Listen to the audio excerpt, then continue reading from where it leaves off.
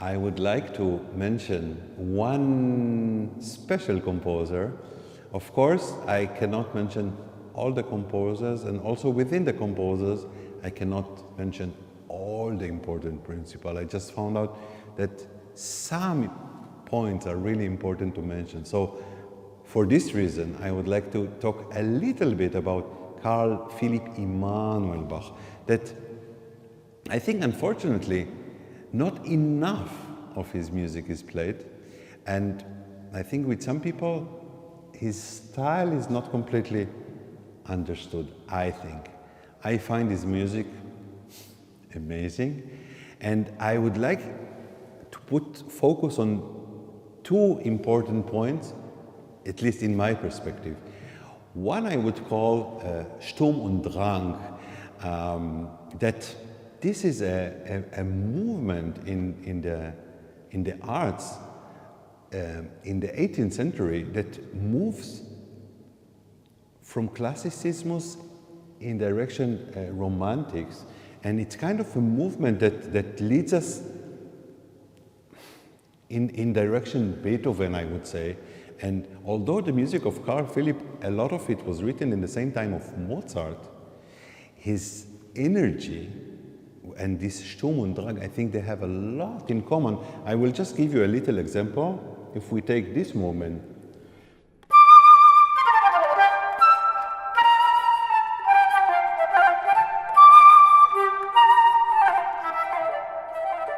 I would say it's much closer, for me at least, to Beethoven than to Mozart, Haydn, or Papa Bach.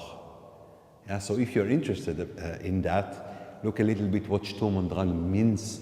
What did it do in the music history? This is one point.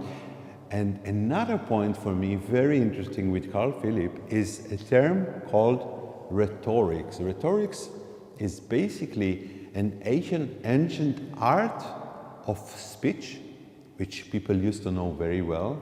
They were learning how to speak in public, and there were a lot of elements from rhetoric that came into the music. And in the music of Carl Philipp, we can also see that very clearly, just as an example from the solo sonata.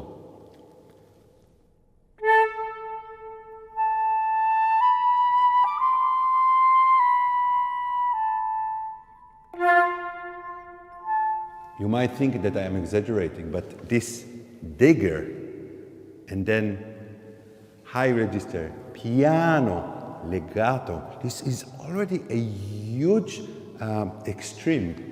Yeah, this is one element taken from rhetorics, or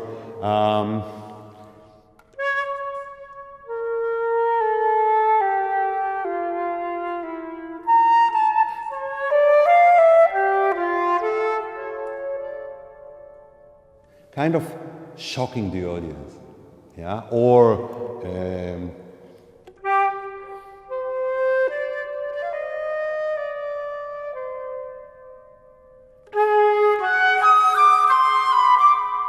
we said that the one is so important, he puts on the one pause and then forte. So it's like, what?